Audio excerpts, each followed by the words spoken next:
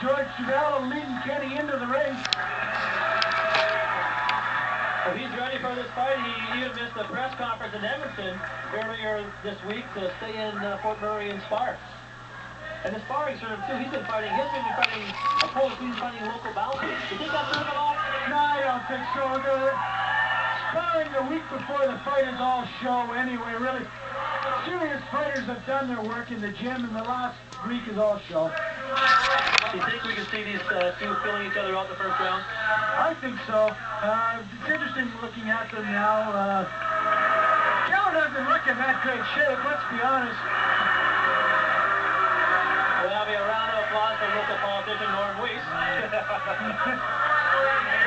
It's a tough act to follow.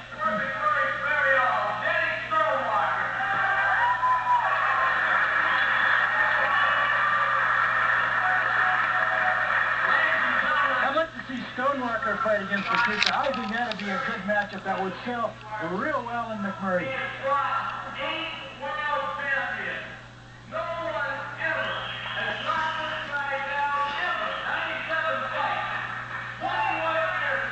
Right now we're having a flamboyant introduction of George Chevelle. And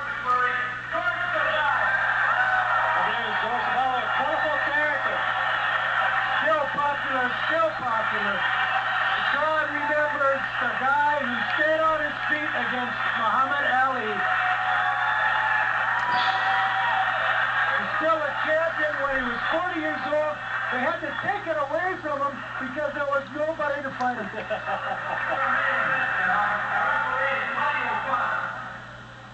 Okay, Lakusta, both fighters are weighing at 213. That's the heaviest Lakusta. Is that the heaviest Lakusta's weight? Do you know his weight? No, that's the average weight for Lakusta. Lakusta looks pretty trim, actually. That's about his weight. He probably would fight better at 206, but he doesn't really worry about his weight. 33-17 and 2 is a pro. In the Interesting story that Kellar tells us that his management wanted a name for him. They gave him King Kong. He wasn't all that happy about it, but his buddy had it monogrammed onto his shorts for his next fight, so it stuck. And he's from Council Bluffs, Iowa.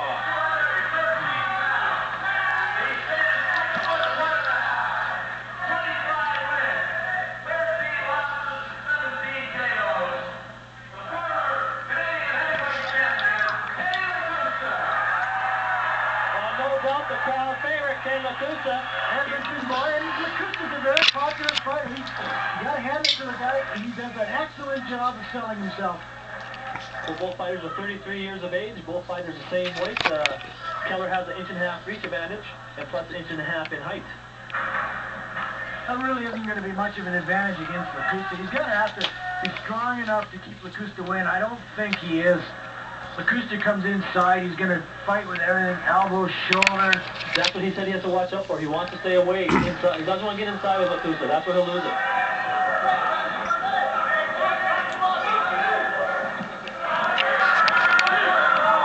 Okay, ready for the first of 10 possible rounds for the Flurry and McMurray.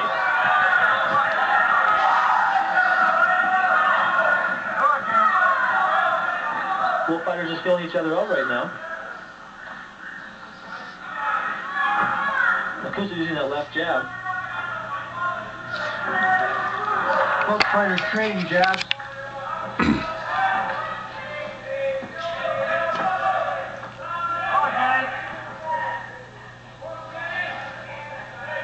Kellar's already got welted him. He's got a red nose.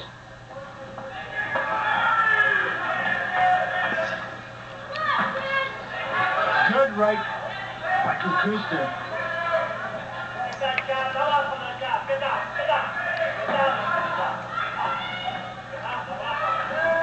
Well, Kellar's just filling his fighter out right now. Opens a little clinch. Okay. Both fighters content to trade jabs at this point. Kellar really hasn't shown it yet, Mike. No, he hasn't. He's got a quick left jab. Follow that up with the right. Well, Ken just smiled at that. There's really nothing there.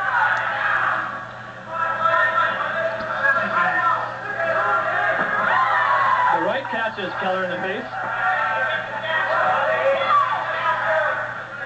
Lakusta's going to feel him out to see whether or not he's got anything that can hurt him. And once he figures that out, he'll move in.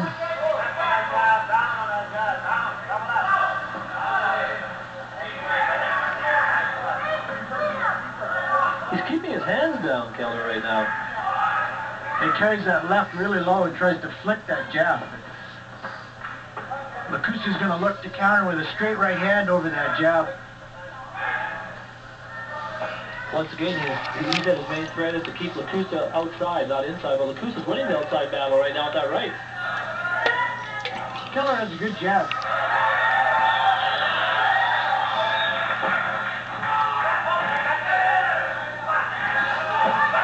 There's that right hand over that left that we talked about. It ain't hurt him. Good shots to the body, hooks.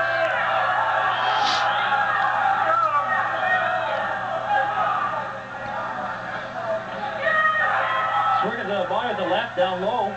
Well, you watch Kellar, he just drops his hands after he's wide open after he takes that shot. Lakusta's waiting for the hands to drop, and he's coming straight over top.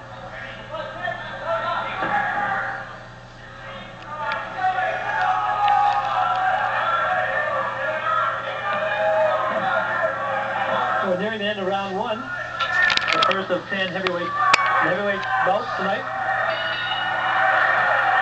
That round was easily Ken Lakusta. No offense shown by Rick King on Kellar. Oh, Kellar flicked a couple of jabs, but really he didn't show very much, and Lakusta was clearly the aggressor and scored with a couple of shots. You think George Chevallo's going to be a full-time trainer now or manager for Ken Lakusta? Well, he says he is, but that's hard to say. Lakusta fights out of Edmonton. Chevallo, hard to say. Now with Kellar, he says he doesn't spar that much. Is that ever been noticed in I got this past and sparring this week to know I'm not shaping up with this?